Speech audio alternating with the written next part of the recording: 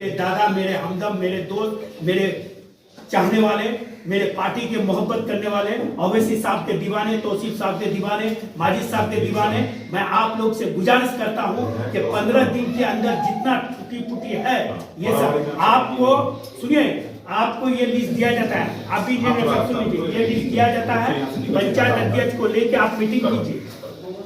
आप काम कर लीजिए और मोर पे नहीं जाएगा। सबसे बड़ा बात इंडिया में तुम काम करो,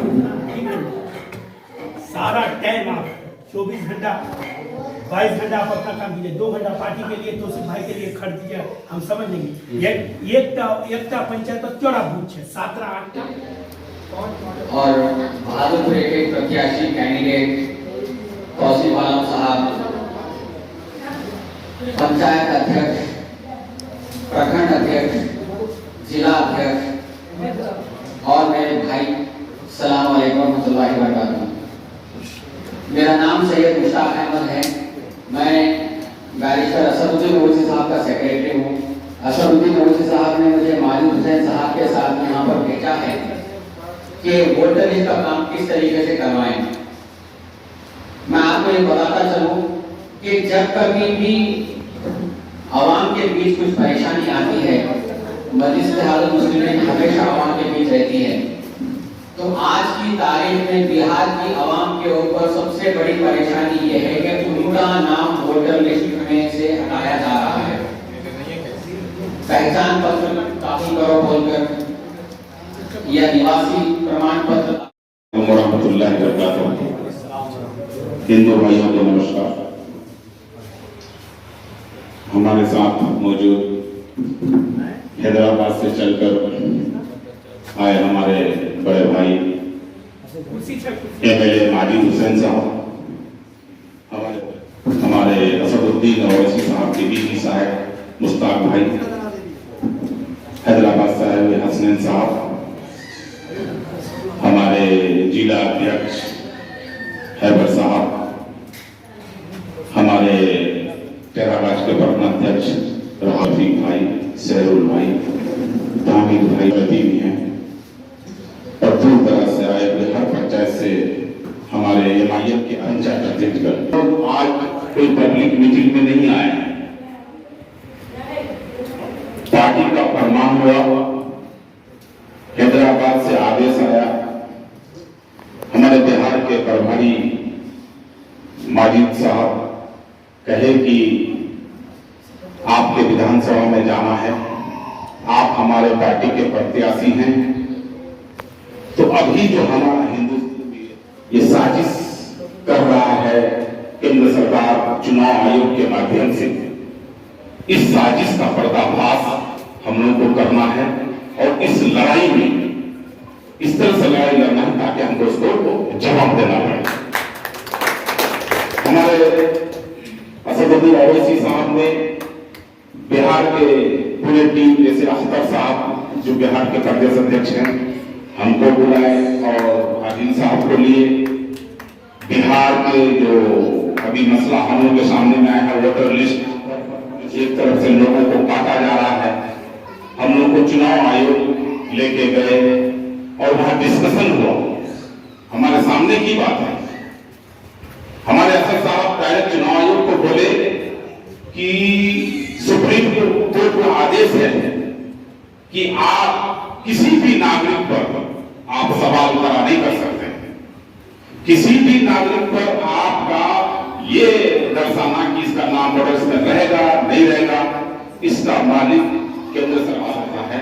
उसके बाद वो लगा सकता है कि ये एनआरसी एनपीआर जो पास हुआ है उसके तहत किसी का नागरिकता जा सकता है, अगर वो 1972 से पहले का कागजात नहीं देखा हुआ है। वो तो एनआरसी का मतलब है। लेकिन अभी नया नियम चुनाव आयोग जो लाया है कि 2003 में जो इलेक्शन में वोट दिया है उसका प्रमाण पत्र देना पड़ेगा और उसके बाद किसी का नाम आया है उसको प्रमाण पत्र देना है, आय देना है, निवासी देना है, पासपोर्ट देना है, लाइसेंस देना है। 13 का 13 कॉलम हम लोग के माध्यम में थोपा गया।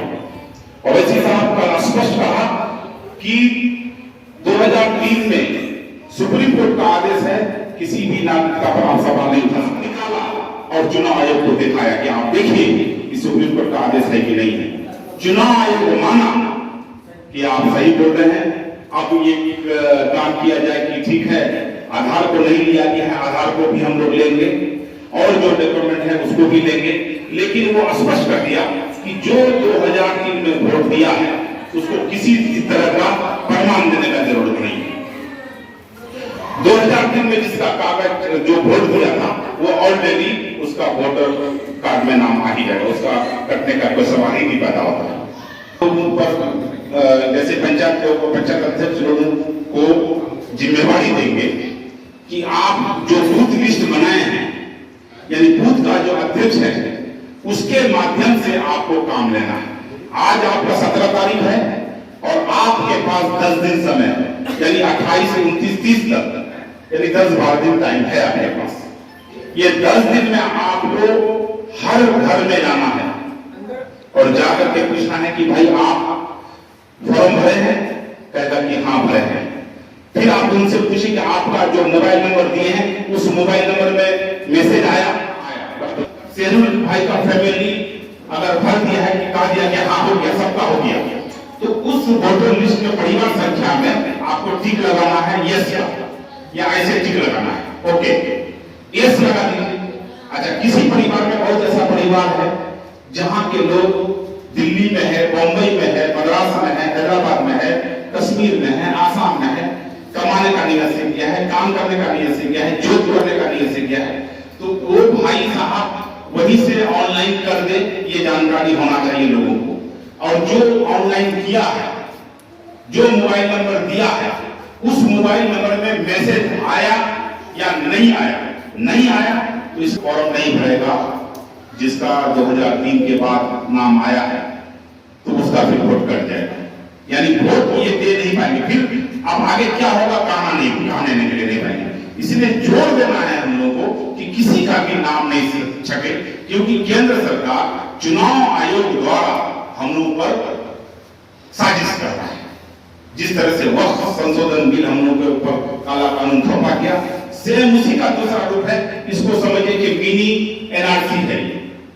इसीलिए हम लोग को कोई बरतना ही नहीं है, कोई भी फैमिली नहीं छोड़े। ये ख्याल है मजलिस की तरफ से लोग आया है, आपको वोटर लिस्ट भी देगा और आपको तय करना है, क्योंकि आप पंचायत अध्यक्ष हैं तो आप भी वार्ड मेंबर लड़ सकते हैं, तो आपको भी जरूरत पड़ सकता है। आप समिति लड़ सकते हैं तो आपको भी जरूरत पड़ेगा, आप मुखिया लड़ेंगे तो आपको भी जरूरत पड़ेगा। इसीलिए ये वोटर लिस्ट में नाम आ गया तो हम लोग जनप्रतिनिधि बन सकते हैं। जब नामे नहीं लोग रहेगा, सिर्फ समर्थन रह करके या सपोर्टर रह करके आप किसी आदमी को कामयाब नहीं कर सकते। इसीलिए हम लोगों को मजबूती से और मुकाबला करना है। चुनाव आयोग का साजिश में हम लोगों को खड़ा उतरना है। आप देख सकते हैं कि साजिश के तहत किशनगंज जिला में डीएम साहब ये निवासी का काम रोक दिया है, ये भी एक साजिश है। और बिहार सरकार का जो हुकूमत है, बीजेपी सरकार, उसका कहना है कि सीमांचल में घुसपैठी, तो वो साबित करे, तो वो दिखाना चाह रहा है कि हम कुछ नाम काट करके वो साबित करेगा कि ये लोग बांग्लादेशी है, जबकि एक भी बांग्लादेशी हमारे किशनगंज जिला, अररिया जिला, पूर्णिया जिला, कटिहार जिला में साबित नहीं होगा, मैं दावे के साथ कहता हूं। और रहा सवाल मेरे बारे में, आप तो आप खुद जानते हैं, आप लोगों ने एक बार नहीं 2 बार, कैराबाद वालों ने 2 बार एमएलए बनाए हैं। आपको 10 साल आप लोगों का खिदमत करने का मुझे मौका मिला। कमोबेश जो भी हुआ आप खुद बोलेंगे अपने जुबान से, हम अपने जुबान से नहीं बोलेंगे हमने 10 साल में क्या किया। जिस समय हम नॉमिनेशन किए थे, जिस समय हम आपका कैराबाद से आए थे पहली बार, आपका प्रखंड कार्यालय में बिजली नहीं था, आपका थाना में बिजली नहीं था, आपका अंचल में बिजली नहीं था, आपका कैराबाद आने के लिए बहादुरगंज से बीच रोड नहीं था। आज तो गांव-गांव बिजली हमने कराया है। मुझसे अगर पूछा जाए, अगर सवाल करता है, जब डिबेट करेगा तो हम उसको जवाब देंगे। गांव-गांव रोड, गांव-गांव बिजली देने का काम तौसीफ आलम ने किया है। और बहादुरगंज से लेके कैराबाद जो रोड आज देख रहे हैं, जहां तक हम बना करके छोड़े थे वही तक आपका बना हुआ है, यानी एक टेलर गिट्टी भी गिराने का शौर नहीं हुआ। देखिए, पावर एक अलग चीज है। लोगों का अगर खिदमत हम नहीं कर पाए तो पावर कोई मायने नहीं रखता है। इसीलिए अगर खिदमत करना है तो बेहतर पावर का भी खिदमत हो सकता है। ये वोटर लिस्ट के माध्यम से हम लोगों का वोटर लिस्ट में नाम अगर हम लोग जिसका आ गया, अगर हम थोड़ा सा उसमें हैंडलिंग कर दिए तो ये भी एक खिदमत है, ये भी खिदमत एक खल्क है, क्योंकि आप निस्वार्थ मजलिस के लिए, मजलिस का नाम लेकर के आप काम करेंगे तो वो ये एहसान इलेक्शन में याद रखेगा। अगर मजलिस को कामयाब करना चाहता है, अगर तौसीफ आलम को कामयाब करना चाहते हैं, अगर हैदराबाद हमारे टीम को कामयाब करना चाहते हैं, हमारे असदुद्दीन ओवैसी साहब का हाथ मजबूत करना चाहते हैं, तो हम लोगों को अभी से जमीन में लग जाना है। क्यों? जिस आदमी को आप लोगों ने जिताने का काम किया, उन्होंने 6 करोड़ रुपया लेकर के आप लोगों को जाकर के भेज दिया है। इसीलिए उसको भी जवाब देना है। मेरा नाम है, लेकिन हार जीत का फैसला आपका, क्योंकि आप जीते हुए सीट हैं।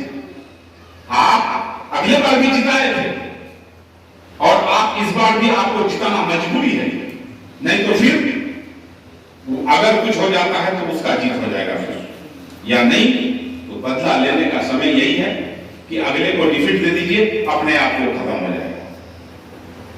राह कामकाज का तो हम लोग इंशाल्लाह फिर नक्शा बनाएंगे। अल्लाह ताला ने कामयाब किया तो हम लोग फिर पंचायत अध्यक्ष को लेकर बैठेंगे।